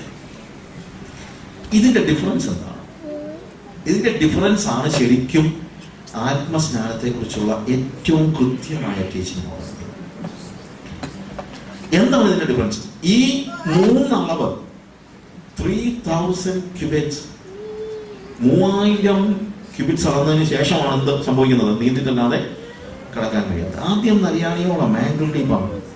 പക്ഷെ ആംഗിൾ ഡീപ്പ് ആയിരുന്നപ്പോൾ എനിക്ക് നടക്കാൻ അല്പം ബുദ്ധിമുട്ടുണ്ടെങ്കിലും ശരിക്കും ഞാൻ എന്ത് ചെയ്യാണ്? I M walking. മുട്ടോളമായപ്പോൾ ഏതാണെങ്കിലും കരയ്ക്കൂടെ നടക്കുന്നതിനേക്കാൾ പ്രയാസമാണ് എന്ത്? വെള്ളത്തിനകത്തൂടെ നടക്കുന്നത്. ഇതേപോലെ തന്നെ ഞാൻ വിശ്വാസത്തിലേക്ക് വരുമ്പോൾ അതിന് മുമ്പ് എനിക്ക് ഇഷ്ടമുള്ളത് എന്തെല്ലാം ഒക്കെ ചെയ്തുകൊണ്ട് വന്നു. I was free. എനിക്ക് എങ്ങോട്ട് വേണമെങ്കിലും ഓടി നടക്കാമായിരുന്നു. പക്ഷെ ഇപ്പൊ എനിക്ക് അങ്ങനെ ഓടി നടക്കാൻ പറ്റുന്നില്ല. എന്റെ കാലുകളെ തടസ്സപ്പെടുത്തുന്ന ആത്മാവിന്റെ ഒരു സ്പർശനം എപ്പോഴും എനിക്കുണ്ട്. അത് കൂടി വന്നിട്ട് മുട്ടോളമായപ്പോഴത്തേക്ക്, നരിയാണിയോളമായപ്പോൾ നടക്കുന്ന പോലെ അല്ലല്ലോ മുട്ടോളമായപ്പോൾ നടക്കുന്നത്. പിന്നെ നമ്മൾ എന്താണ് ചില പ്രയാസപ്പെട്ട് നടക്കുന്നത്. അരയോളമായി കഴിഞ്ഞാൽ പിന്നെ കൂടുതൽ പ്രയാസമാണ്, അല്ലേ? ഇതേപോലെ തന്നെയാണ് നേരത്തെ എനിക്ക് തോന്നിയതെല്ലാം ഞാൻ ചെയ്തുകൊണ്ടിരുന്നു. I was doing all the things that I wanted to do. പക്ഷെ ഇപ്പൊ അങ്ങനല്ല. എനിക്ക് എന്തെങ്കിലും തോന്നുമ്പോഴത്തേക്ക് പരിശുദ്ധാത്മാവ് പറയും അത് വിട്ടുകള. എന്നെ നിയന്ത്രിക്കുന്നതായ പരിശുദ്ധാത്മാവ്. ഞാൻ ആദ്യം എനിക്ക് ഒരുത്തിനോട് ദേഷ്യം തോന്നി, അവനെ ഞാൻ തല്ലാനായിട്ട് കൈയെടുത്തു കഴിഞ്ഞപ്പോഴത്തേക്ക് കർത്താവ് പറഞ്ഞു കൈ താത്തപ്പോഴാ ചുമ്മാ ഞാൻ എന്തിനാ നിന്നെ വീണ്ടെടുത്തേ. അപ്പൊ ഹോളി സ്പിരിറ്റ് പറഞ്ഞപ്പോഴത്തേക്ക് എനിക്ക് പിന്നെ ഞാൻ കൈ അങ്ങ് താത്തിട്ടു. പ്രതികാരം യഹോവയ്ക്കുള്ളത്. പിന്നെ ഞാൻ പറഞ്ഞു ശരി, എന്നാ പിന്നെ നീ അങ്ങ് ചെയ്യും പ്രതികാരം. പിന്നെ ഞാൻ മുന്നോട്ട് നടക്കുക. അപ്പൊ ഇടയ്ക്ക് വിളിച്ച് പറഞ്ഞതുകൊണ്ട് ഞാൻ ചെയ്യേണ്ടതായിരുന്നു, പിന്നെ പ്രതികാരം നിനക്കുള്ളതാണെന്ന് പറഞ്ഞുകൊണ്ട് ഞാൻ അവനെ വെറുതെ വിട്ടതാ. പക്ഷെ പ്രതികാരം ചെയ്യാൻ മറക്കല് കേട്ടോ എന്ന് കർത്താവിനോട് ഞാൻ ഇങ്ങനെ പറഞ്ഞു. അപ്പോഴും എന്റെ മനസ്സിൽ നിന്ന് പോയിട്ടില്ല, പ്രതികാരം പോയിട്ടില്ല. അത് കഴിഞ്ഞ് മുട്ടോളമായി കഴിഞ്ഞപ്പോൾ പിന്നെ എനിക്ക് ദേഷ്യം വന്നപ്പോഴത്തേക്ക് കർത്താവ് പറഞ്ഞു നീ എന്ത് പിന്നെ ദേഷ്യപ്പെടുന്നത്? അങ്ങനെ ദേഷ്യപ്പെടാൻ തുടങ്ങി കഴിഞ്ഞാൽ എങ്ങനെയാ കാര്യങ്ങൾ? നീ എന്ത് അവളോട് പ്രതികാരം ചെയ്യാം? നിന്നോട് ഞാൻ ഇത്രയും കരുണ കാണിച്ചില്ലേ, അതുകൊണ്ട് എനിക്ക് അവളോട് കരുണ കാണിച്ചുകൂടെ? അവനെ നീ ഒന്ന് മനസ്സിലാക്കുക. അപ്പോഴത്തേക്ക് ഞാൻ എന്ത് ചെയ്തു? ഞാൻ അവനെ മനസ്സിലാക്കാൻ തുടങ്ങി. ഇപ്പൊ എന്റെ ആ ദേഷ്യം അങ്ങോട്ട് കുറഞ്ഞു. അരയോളമായി കഴിഞ്ഞപ്പോഴത്തേക്ക് പിന്നെ എനിക്ക് ദേഷ്യം വന്നു കഴിഞ്ഞപ്പോഴത്തേക്ക് കർത്താവ് പറഞ്ഞു ഞാൻ നിന്നെ പഠിപ്പിച്ചെന്താ? ശത്രുക്കളെ സ്നേഹിക്കുക, അല്ലേ? നീ ശത്രു വരുന്നപ്പോഴല്ലേ ഞാൻ നിന്നെ സ്നേഹിച്ചത്. നിനക്ക് അവനെ സ്നേഹിച്ച ആ ഗ്രോത്ത് മനസ്സിലാക്കണം. വളർന്നു വരികയാണ്. അവൻ പറഞ്ഞു അവനെ ഇപ്പൊ ആപാടെ വിഷമത്തിരിക്കുകയാണ്, നിനക്ക് അടുത്ത് ചെന്നിട്ട് അവന്റെ തോളയിലൊന്ന് തട്ടിയിട്ട് അവന്റെ കുഞ്ഞ് അസുഖമായിട്ട് ആശുപത്രി കിടക്കുക. നിനക്ക് അവനെ പോയി തോളയിലും തട്ടിയിട്ട് എന്തുകൊണ്ട് സഹോദര വിശേഷം എന്ന് ചോദിച്ചുകൂടെ? ആത്മാവ് എന്നെ നിയന്ത്രിക്കണം, മനസ്സിലായോ? അവന്റെ കൊച്ചിന്റെ പൈസ കൊടുക്കാൻ അവന്റെ ജോലി ചെയ്യടെ പോയി അവന്റെ കൊച്ചിന്റെ ഹോസ്പിറ്റലിലെ ബില്ല് നിനക്കെന്താ കൊടുത്താൽ? അപ്പൊ ഞാൻ അവന്റെ കൊച്ചിന്റെ ഹോസ്പിറ്റലിലെ ബില്ല് കൊടുക്കുന്നു. ഇതൊക്കെ ആര് പറഞ്ഞിട്ടാ? പരിശുദ്ധാത്മാവ് പറഞ്ഞിട്ടുണ്ടോ? നേരത്തെ ആണെങ്കിൽ ചെയ്യുമോ? ഇല്ല. അപ്പോൾ ഗ്രാജുവൽ ആയിട്ട് ഹോളി സ്പിരിറ്റ് എന്നെ വളർച്ചയിലേക്ക് കൺട്രോൾ ചെയ്തു പോകുന്നതാണ്. അപ്പോൾ ആത്മാവ് പറയുന്നത് അനുസരിച്ച് ഞാൻ എന്ത് ചെയ്യുന്നു? നടക്കുന്നു. പക്ഷേ നീന്താൻ തുടങ്ങുമ്പോഴുണ്ടാകുന്ന പ്രശ്നമുണ്ടല്ലോ, എന്റെ കാല് പറഞ്ഞു പോയി. പിന്നെ എനിക്ക് എന്ത് ചെയ്യാൻ പറ്റുന്നില്ല, പിന്നെ എനിക്ക് നടക്കാൻ പറ്റുന്നില്ല. വെള്ളം എന്നെ കവിഞ്ഞു കഴിഞ്ഞു. അതാണ് ശരിക്കും baptised in the holy spirit എന്ന് പറയുന്നത്. That means I am not walking. പിന്നെ എനിക്ക് നടക്കാൻ പറ്റത്തില്ല. നേരത്തെ ആത്മാവ് പറഞ്ഞതനുസരിച്ച് ഞാനാ നടന്നത്, പക്ഷെ ഇപ്പം ഞാനല്ല നടക്കുന്നത്. ഈ വെള്ളത്തിന്റെ ആ കറന്റ് ഉണ്ടല്ലോ, വെള്ളത്തിന്റെ ഒഴുക്കുണ്ടല്ലോ, ഞാൻ നടക്കുന്നില്ല. ഞാനങ്ങ് കിടക്കുകയാണ്. ഞാനങ്ങ് ഐ എം ടോട്ടലി റിലാക്സ്ഡ് ആണ്. Because I'm not walking. It is the current of the water makes me move according to the waters. ഇപ്പൊ ആത്മാവ് എന്നെ എടുക്കുകയാണ്. അങ്ങനെ ഞാൻ പറന്ന് നടക്കുകയാണ്, അല്ലെങ്കിൽ ഞാൻ ഒഴുകി നടക്കുകയാണ്. അതാണ് ശരിക്കും പറഞ്ഞു കഴിഞ്ഞാൽ you are dipped in the Holy Spirit and you are moved according to the current of the Holy Spirit. അവിടെ നീ നടക്കുന്നില്ല. നേരത്തെ ആത്മാവ് പറഞ്ഞതനുസരിച്ച് ഞാൻ നടക്കുകയാണെങ്കിൽ ഇപ്പൊ ആത്മാവ് പറഞ്ഞതനുസരിച്ച് ഞാൻ നടക്കുകയല്ല, പ്രത്യേക ആത്മാവ് എന്നെ നടത്തുകയാണ്. See, I'm not walking. അങ്ങനെ വരുമ്പോഴാണ് എന്റെ പ്രവൃത്തികൾക്കൊക്കെ ആത്മാവ് പറഞ്ഞതനുസരിച്ച് പ്രവർത്തിക്കുന്നതും ആത്മാവ് എന്നിൽ പ്രവർത്തിക്കുന്നതും രണ്ടും രണ്ടാണ്. It is the doing of God യേശു പറഞ്ഞൊരു വാചകമുണ്ട്, ഭയങ്കരമായിട്ട് എന്നെ സ്വാധീനിച്ചൊരു വാചകമുണ്ട്. യോഹന്നാന്റെ സുവിശേഷത്തിൽ കർത്താവ് പറയുകയാണ്, ഞാൻ സ്വയമായിട്ട് ഒന്നും പ്രവർത്തിക്കുന്നില്ല, പിതാവ് എന്നിൽ വസിച്ചുകൊണ്ട് അവന്റെ പ്രവൃത്തി ചെയ്യുന്നത്. When Jesus was in this world, Jesus was not doing anything of his own, but he was allowing the Father to live in him, and the Father was doing his works, not the work of Jesus, but the Father was doing the work of the Father. പിതാവ് എന്നിൽ വസിച്ചുകൊണ്ട് അവന്റെ പ്രവൃത്തി ചെയ്യുന്നു. യേശു ഭൂമിയിൽ ജീവിച്ചപ്പോൾ പിതാവ് യേശുവിൽ വസിച്ചുകൊണ്ട് പിതാവിന്റെ പ്രവൃത്തി ചെയ്യാറുണ്ട്. ഞാനിപ്പോ ഭൂമിയിൽ ജീവിക്കുമ്പോൾ യേശു എന്നിൽ ജീവിച്ചുകൊണ്ട് അവന്റെ പ്രവൃത്തി ചെയ്യുകയാണ്. So I'm not doing anything. So take the case of a gloves. നമ്മൾ ഗ്ലൗസ് ഉപയോഗിക്കുന്നു. ഗ്ലൗസിന് എന്തെങ്കിലും ചെയ്യാൻ പറ്റുമോ? ഞാൻ ചോദിക്കാൻ മനസ്സിലാക്കണം. നിങ്ങളുടെ കയ്യിൽ ഒരു ഗ്ലൗസ് ഉണ്ട്, ഒരു ഗ്ലൗസ് മേശപ്പുറത്ത് വെച്ച് കഴിഞ്ഞാൽ ആ ഗ്ലൗസ് പാത്രം കഴുകുമോ? ആ ഗ്ലൗസ് എന്തെങ്കിലും ചെയ്യുമോ? ഇല്ല. ഗ്ലൗസിന് ഒന്നും ചെയ്യാൻ പറ്റത്തില്ല. But you are putting your hands inside and you know what happens. നമ്മുടെ കൈയാണ് പിന്നീട് എന്ത് ചെയ്യുന്നത്? നമുക്ക് എന്ത് വേണോ സകല കാര്യങ്ങൾ ചെയ്യുന്നത്. ഇതുപോലെയുള്ളൂ ഞാൻ. I have allowed Jesus to go in me and he is doing what he wants to do, and I'm just an outer skin of Jesus. That's all. അതാണ് ഹോളി സ്പിരിറ്റ് എന്നെ നിയന്ത്രിക്കുന്നത് പറയുന്നത്. ഗ്ലൗസിനനുസരിച്ച് കൈയല്ല ചലിക്കുന്നത്, കൈകൾക്കനുസരിച്ച് ഗ്ലൗസ് ആണ് ചലിക്കുന്നത്. ഇതാണ് എൻ്റെ life. This is my life.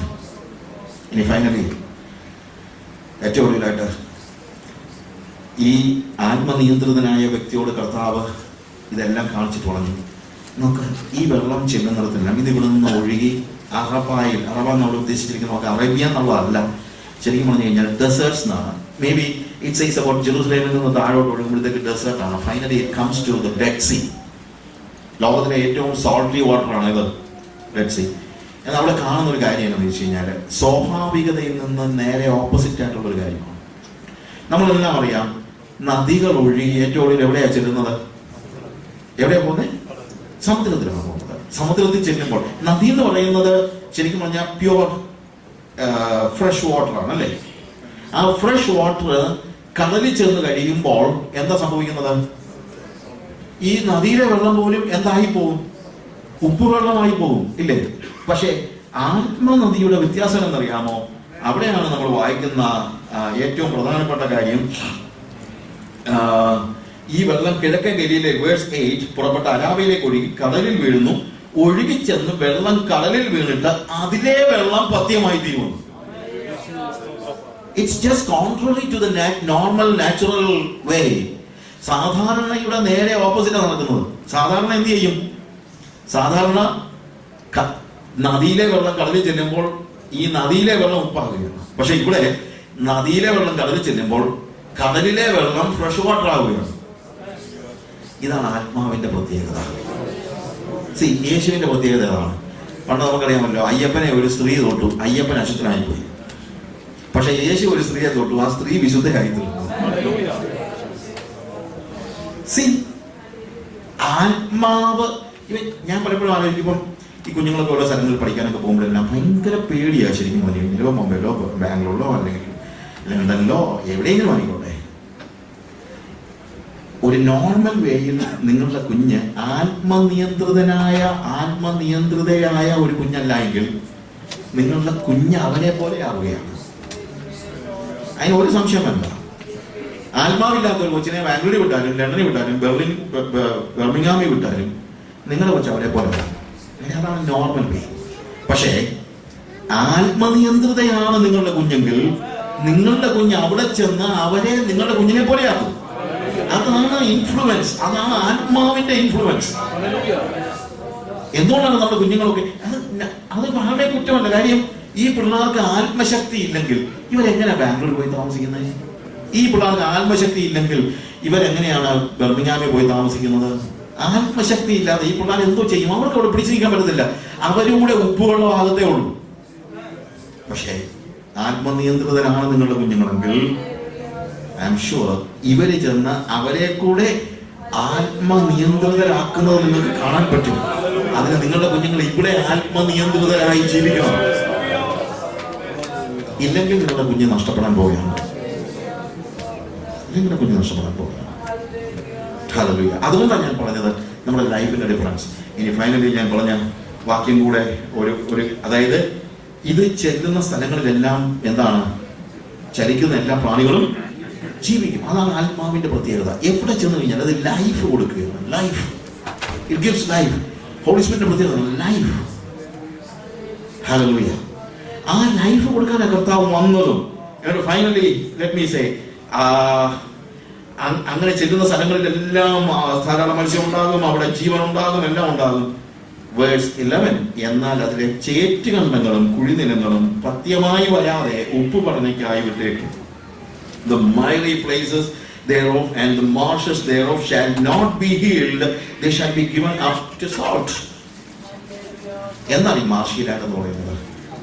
ഈ ആത്മനദിയുടെ ഒഴുക്ക് തടഞ്ഞ്, ഇപ്പം ഈ ഉപ്പ് പടലകൾ എന്ന് പറയുമ്പോഴത്തേക്ക് സോൾട്ട് ഉണ്ടാക്കാനായിട്ട് ഉണ്ടാക്കുന്നത് എങ്ങനെയാണെന്ന്, കടലിൽ നിന്ന് വെള്ളം കയറ്റി വിടുന്നതാണ്.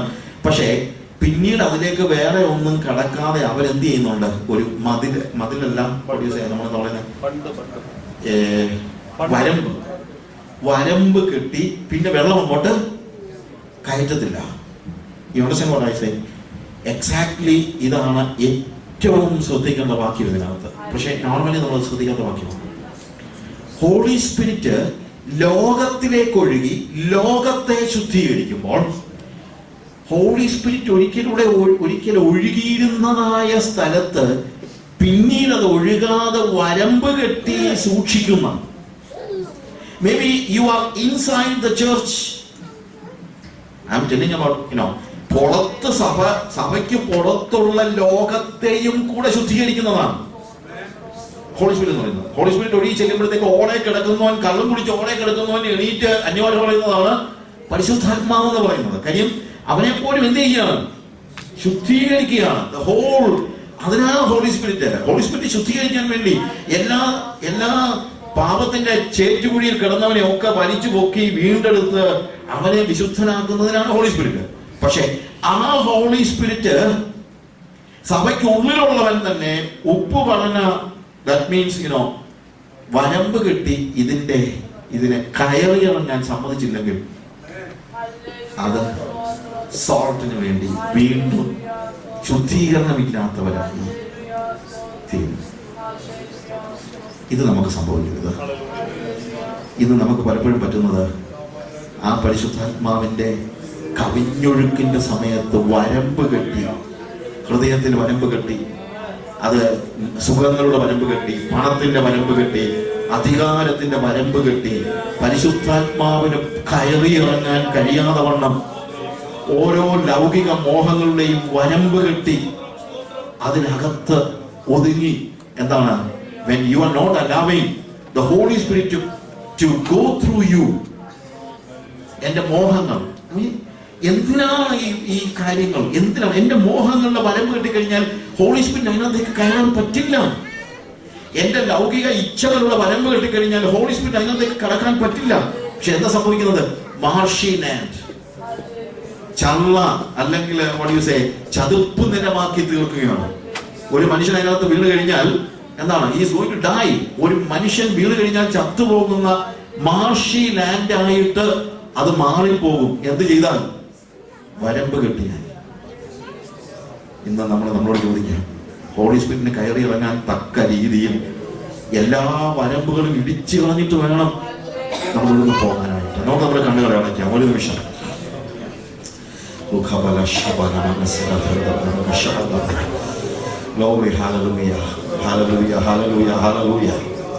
പരിശുദ്ധാത്മാവിന്റെ ആ കവിഞ്ഞൊഴുക്ക് ആലയത്തിൽ നിന്ന് പുറപ്പെട്ട് പരന്നൊഴുകി അരാബയിലൂടെ ആ മരുഭൂമിയിലൂടെ പോകുമ്പോൾ, ആ മരുഭൂമിയിൽ അവിടെയെല്ലാം ചലിക്കുന്ന പ്രാണികളെ ജീവിപ്പിക്കുന്ന പരിശുദ്ധാത്മാവ്, ലോകത്തിലെ ഏറ്റവും സോൾട്ടി വാട്ടർ ആയിട്ടുള്ള ഡെഡ്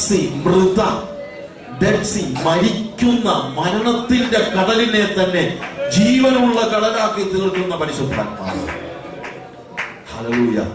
ആ പരിശുദ്ധാത്മാവിന്റെ കവിഞ്ഞൊഴുക്കിനെ തടഞ്ഞു നിർത്താനായിട്ട് ഞാൻ സുഖത്തിന്റെയും സൗകര്യങ്ങളുടെയും പണത്തിന്റെയും മോഹത്തിന്റെയും ജടിക ഇച്ഛകളുടെയും എന്റെ അസൂയയുടെയും പകയുടെയും പിണക്കത്തിന്റെയും ലൗകിക മോഹങ്ങളുടെയും അധികാരത്തിന്റെയും കസേരയുടെയും ഒക്കെ മതില് കെട്ടിവെച്ചിരിക്കുകയാണ്. അതിലേക്ക് കടന്നു കയറാൻ പരിശുദ്ധാത്മാവിന് കഴിയില്ല. അത് ഉപ്പുപടനയ്ക്കായി സൂക്ഷിച്ചിരിക്കുന്നു. ഞാൻ എന്നോട് ചോദിക്കാം, ഏതൊക്കെ മതിലുകളാണ് ഞാൻ ആത്മാവിനെ തടഞ്ഞു നിർത്തുന്ന എന്തൊക്കെ മതിലുകളാണ് എന്റെ ജീവിതത്തിൽ ഞാൻ കെട്ടിവെച്ചിരിക്കുന്നത്? ഇന്ന് ഈ പകലിൽ നമുക്ക് പറയാമോ, കർത്താവേ, ഞാൻ എന്റെ എല്ലാ മതിലുകളെയും ഇടിച്ചു കളയുന്നു. എന്റെ കർത്താവേ, എന്റെ അസൂയയുടെ മതിലുകളെ ഞാൻ ഇടിച്ചു കളയുന്നു. എന്റെ കോപത്തിന്റെ മതിലുകളെ ഞാൻ ഇടിച്ചു കളയുന്നു. എന്റെ മോഹങ്ങളുടെ മതിലുകളെ ഞാൻ ഇടിച്ചു കളയുന്നു.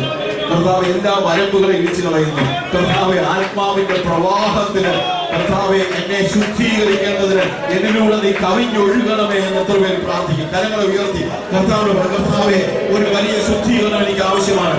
ലോകത്തെ തന്നെ മാറ്റിമറിക്കുന്ന പരിശുദ്ധാത്മാവിന്റെ ആ ശക്തി കണ്ടിട്ടും കർത്താവെ, ആത്മാവിനെ എന്റെ ഉള്ളിലേക്ക് കടത്താതെ ഞാൻ വരമ്പുകൾ കെട്ടിയതിനോട് ക്ഷമിക്കണമേ കർത്താവെ. ഹല്ലേലൂയ. എന്റെ മോഹങ്ങളുടെ മതിലുകളെ ഇന്ന് പകലിൽ ഞാൻ ഇടിച്ചു കളയാ കർത്താവെ. ഒരു വലിയ ശുദ്ധീകരണം എനിക്ക് ആവശ്യമാണ്.